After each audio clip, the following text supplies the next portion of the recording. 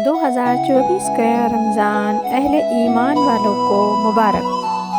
اللہ ہم سب کو نیک اور پرخلوص عبادت کرنا نصیب کرے، آمین۔ اعوذ باللہ من الشیطان الرجیم، بسم اللہ الرحمن الرحیم۔ السلام علیکم رحمۃ اللہ وبرکاتہ۔ جیسے کہ ہم نے کل بھی سورہ بقرہ کی 2 سورتوں کا ترجمہ تفسیر خلاصہ بیان کیا تھا، جس میں ارشاد ربانی ہو رہا تھا کہ اے ایمان والو، کھاؤ پاکیزہ چیزیں جو دیں ہم نے تم کو، اور شکر کرو اللہ کا اگر تم اسی کی بندگی کرتے ہو۔ اس نے تم پر محض حرام کیا ہے مردہ جانور، خون اور خنزیر کا گوشت، اور جس جانور پر پکارا جائے اللہ کے سوا کسی اور کا نام۔ پھر جو کوئی اگر لاچار ہو جائے اس حال میں کہ نہ طالب لذت ہو اور نہ تجاویز کرنے والا ہو، تو اس پر کچھ گناہ نہیں، بے شک اللہ تعالیٰ بڑا بخشنے والا مہربان نہایت ہے۔ آگے ارشاد ہو رہا ہے، ان الذین یکتمون ما انزل اللہ من الکتاب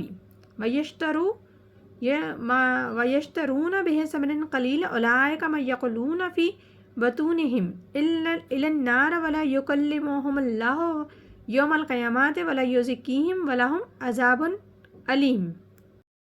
بے شک جو لوگ چھپاتے ہیں جو کچھ نازل کی اللہ نے کتاب اور لیتے ہیں اس پر تھوڑی قیمت، وہ نہیں بھرتے اپنے پیٹ میں مگر آگ، اور نہ بات کرے گا ان سے اللہ قیامت کے روز، نہ پاک کرے گا ان کو، اور ان کے لیے ہوگا دردناک عذاب۔ اس آیت میں پروردگار نے اپنی ناراضگی کا اظہار کر رہے ہیں، سخت غصے کا اظہار کر رہے ہیں ان لوگوں کے لیے جو چھپاتے ہیں جو کچھ نازل کیا اللہ تعالیٰ نے کتاب میں سے، اور پھر اس پر کیا کرتے ہیں، فروخت کرتے ہیں، بیچتے ہیں بہت تھوڑی سی حقیر قیمت کے عوض۔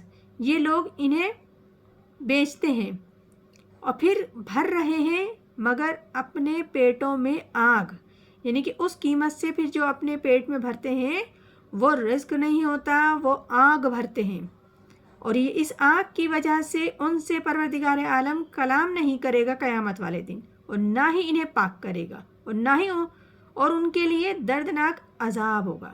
اس میں کوئی شک نہیں کہ جو لوگ اللہ تعالیٰ کی بھیجی ہوئی کتاب کے مضامین کو چھپاتے ہیں اور اس میں خیانت کرتے ہیں، کہ دنیا میں حقیر سی قیمت وصول کرنے کی خاطر ایسے لوگوں کو کچھ نہیں ملنے والا، بس وہ اپنے پیٹ میں آگ کے انگارے بھر رہے ہیں، اور اللہ تعالیٰ قیامت میں نہ ہی اپنا کرم کرے گا ان پر، نہ بات کرے گا، اور نہ ہی ان کے گناہ کو معاف کرے گا، اور نہ ہی ان کو پاک کیا جائے گا ان کے گناہوں سے۔ آگے ارشاد ربانی ہے، اولئک الذین اشتروا الضلالۃ بالہدی والعذاب بالمغفرۃ فما اصبرہم علی النار۔ یہ وہ لوگ ہیں جنہوں نے خریدی گمراہی کو عوض ہدایت کے، اور عذاب کو بخشش کے، سو کس قدر صبر کرنے والے ہیں دوزخ پر۔ یہاں بھی اللہ تعالیٰ انہی لوگوں کی خصلت اور خوب بیان کر رہے ہیں کہ وہ کتنے گمراہ ہیں، ان کی عقل پہ کتنے پردے پڑے ہوئے ہیں، کہ یہی وہ لوگ ہیں جنہوں نے ہدایت دے کے ضلالت خرید لی، اور مغفرت اللہ کی اپنے ہاتھ سے دے کر عذاب خرید لیا، تو کتنا ہے ان کا حوصلہ آگ کے لیے۔ بڑے صبر کرنے والے لوگ ہیں جہنم کی آگ کے لیے، کس قدر تیاری کر رہے ہیں جہنم میں جانے کے لیے اور جہنم کی آگ میں لپٹ جانے کے لیے۔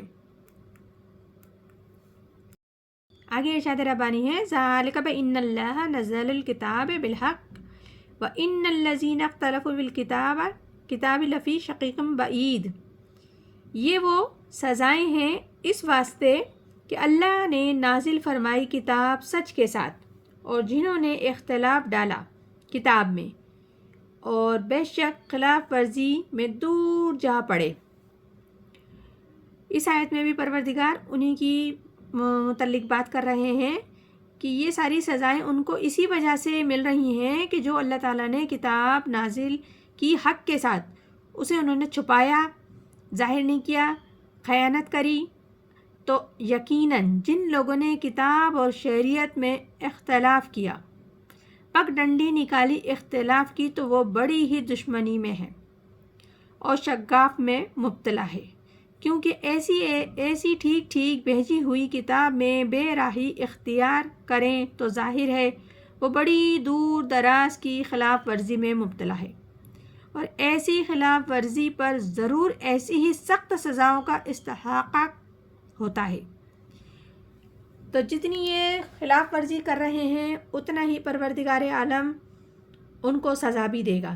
یہ اگر ہٹ درم ہیں، ضدی ہیں، تو جتنا پروردگار عالم غفور الرحیم ہے، رحم کرنے والا ہے، فضل کرنے والا ہے، کرم کرنے والا ہے، تو اتنا ہی پروردگار عذاب بھی سخت دینے والا ہے۔ تو یہ سورہ بقرہ ہے جس کی ابھی ہم نے 3 سورتوں کا ترجمہ تفسیر خلاصہ بیان کیا ہے۔ آئندہ بھی مزید ہم کرتے رہیں گے انشاءاللہ تعالی۔ پروردگار عالم ہم سب کو قرآن پاک صحیح طریقے سے سمجھنے، عمل کرنے اور ہدایت لینے کی توفیق عطا فرمائے۔ آمین ثم آمین۔ جزاک اللہ۔